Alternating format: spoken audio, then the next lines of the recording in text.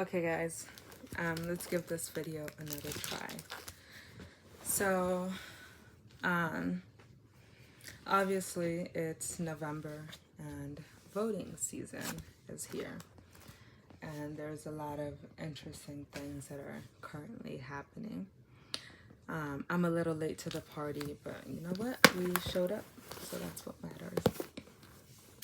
I was watching the Joe Rogan podcast, the interview session that he did with JD Vance about a day ago. I also noticed he had an interview session with President Trump about 7 days prior. And for all of us who are adults in this generation, it's been an interesting decade, to say the least. There have been a lot of changes that are integral to how we live and operate as a society. Obviously, there are smaller changes and much bigger changes that have really stirred up our society, such as COVID-19 was one of them that was an interesting time to be a part of. It was very interesting. And it was very introspective too, because, for me personally, I thought as human beings we were so resilient, and we were like, nothing can move or change our mentality unless it's us. But I have been exposed to education that highlights marketing strategies and how they utilize our emotions, certain colors, sounds, etc., in order to influence our decision making, and in order to adhere to certain emotions or appeal to certain emotions within us. And as I'm reading that, I'm only thinking of consumption, and not consumption as a whole, but a certain aspect of consumption, right? So like certain foods to buy, certain clothing to buy, and not necessarily thinking of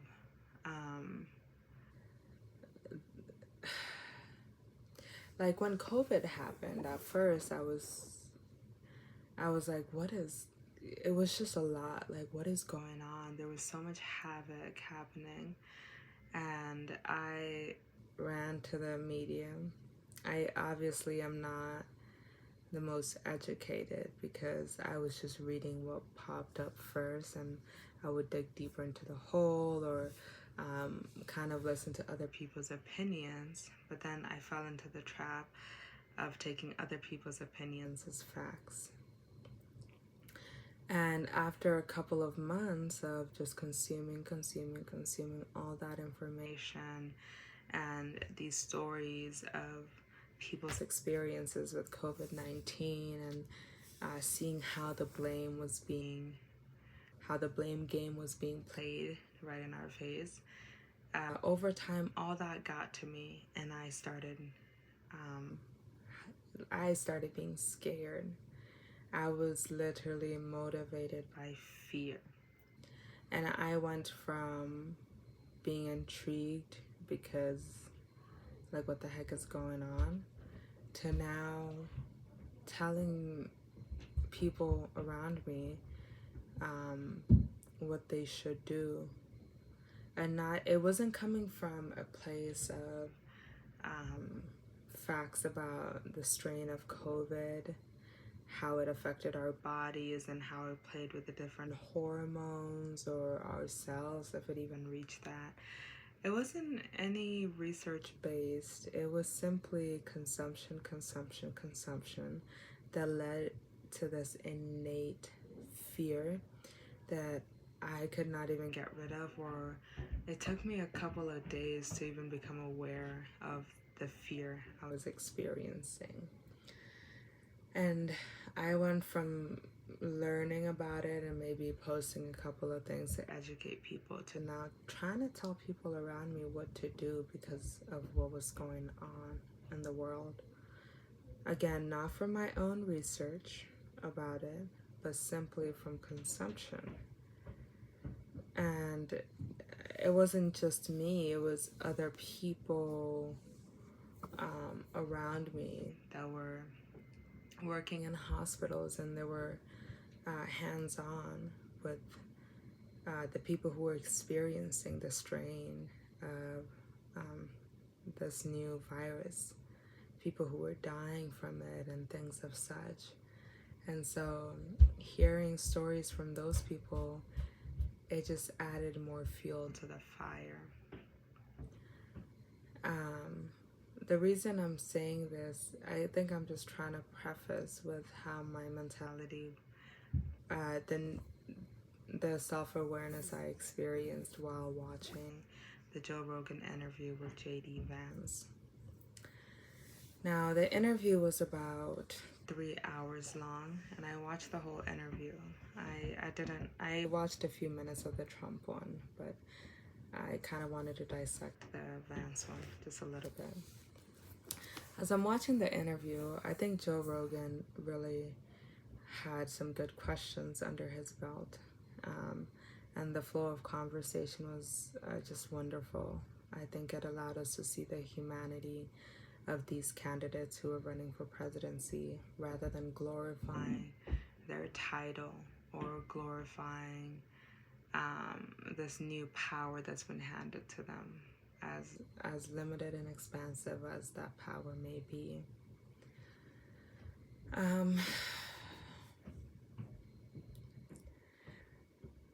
My first thought as I'm watching this interview, as YouTube does, it had suggestions of other podcasters who had interviewed Vance and Trump.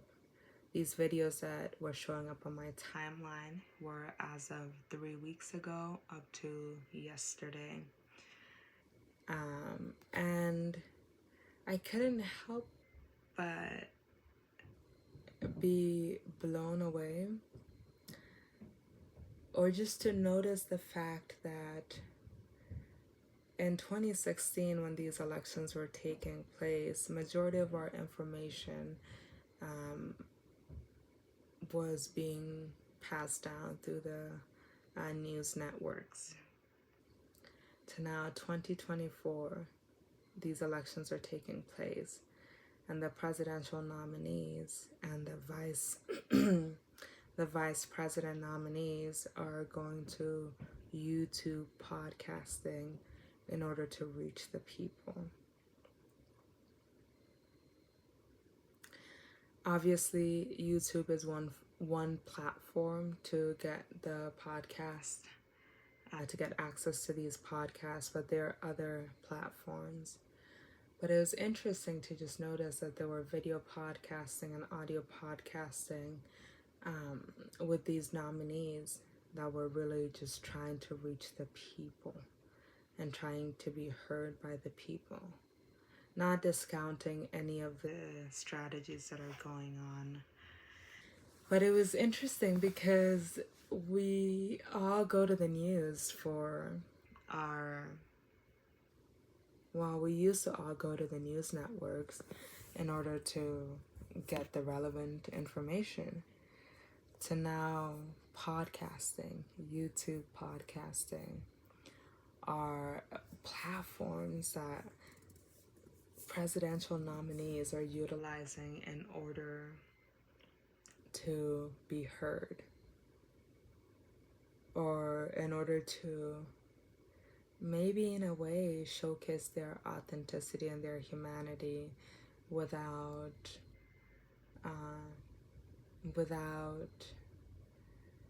massing, or without this massive bias on trying to paint them in a certain light, or all these tweaks.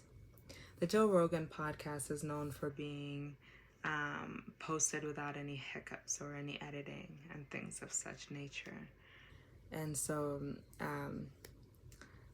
the people still trust that he does that, right? It could be orchestrated. Maybe it's not. Maybe it's still authentic. Who knows? But to go to these media, to these YouTube outlets in order to just to speak,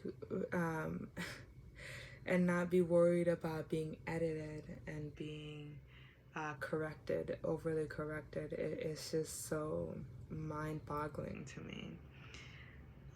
I mean, a lot of us get our information through these YouTube podcasting. I, for one, listen to like the Huberman Lab podcast. I loved when he first started. I really have a difficulty when people get big. It just makes me a lot more suspicious. But I think when they're first starting out, there's this fire and authenticity and wanting to just this just drive to just show up and to believe in your dream and things like that. That really keeps me hooked. And so I get a lot of information from the Huberman Lab podcast. I listen to like Forrest Hansen. Like, most of us don't even go to therapy or don't even have access to therapy nowadays, but we have podcasts such as Heidi Priebe or other YouTubers such as the Being Well podcast with Forrest Hansen and Rick Hansen, the Joe Rogan podcast, Russell Williams, yeah. But we have all these other platforms that we go to in order to just gain understanding with more or less authenticity, even though it is heavily diluted with people's personal opinions. And those personal opinions obviously affect how they research. That doesn't mean they don't have the capacity to research beyond their personal biases. They do. It's just we adhere towards our biases more than we would against it. And so we go to these people with their personal opinions, their, in a way, biased researches and biased questions in order to feel an ounce of authenticity and to feel like we're getting some sort of truth out of it. I just want to point out that I was recording this on my camera and my camera died, and I feel like now I'm losing my train of thought and what I wanted to talk about. Which is a little frustrating, but we're just gonna keep talking until we get there, I guess. So, yeah. But yeah, so I think it just highlights. Oh, the other thing I wanted to talk about, thank you, Ja, is my first thought on seeing Vance and Trump being interviewed by these these podcasters is, wow, I want to vote for him. And then my second thought is, why? Have I even done research on his policies and politics, or shown up and seen how he affects the local representatives, the state representatives, and how they're going to affect the way I live? I honestly, unfortunately, I haven't done that much of research towards his administration. And so it was just interesting to notice that by simply showing up to a podcast, I was willing to cast my vote to him, because I was like, oh, you're willing to take the stake and come show up to the public domain where the people are and be under scrutiny of certain biases and still be open to it in order to be heard. I think that's admirable, because you can easily go to these trained professionals and have things edited in order to show you in a certain light. That's easy, right? What's harder, in a way, in a sense, is showing up to noticing that people are gaining a lot of information from podcasting or these other platforms. Like when TikTok first came out, a lot of people were, including me, were getting a lot of information that we feel like we could trust from local influencers or local TikTokers who were just speaking on what they're seeing, speaking on what they're researching. And so to show up under that certain type of scrutiny, with respective to each person's biases, and also maybe their possible limitations to how they view you based on your title, I think in a way was admirable, and it pushed me to want to vote for them. But then I was reading the comments, and some people were shedding light on the fact that Kamala Harris isn't out here doing these podcast interviews, or maybe she posed certain demands for it, and just kind of weighing the two options where there are a lot of big names that are backing up Kamala Harris, that want her to gain a seat at the table, where I think Trump is going back to what works, and sometimes what works is the simple thing, and it's talking to the people and sit like breaking bread with people in a sense. So it was just interesting to notice that switch from a lot of our president nominees going to the media in order to be heard, to now seeking out these podcasters in order to reach the people, and seeing what that did for me internally and how it influenced my initial thoughts of wanting to be like, wow, I'm gonna vote for this person, to reeling it in and being like, wait, why do I want to vote for this person? Simply because they showed up, or because of who they are and what they're proposing, and how that would affect not only us as a community, like as a whole in a bigger setting, but how it affects the values of the states, and how that would affect me in these rural communities that we live in. There's another point I wanted to bring up, but I'm losing the train of thought.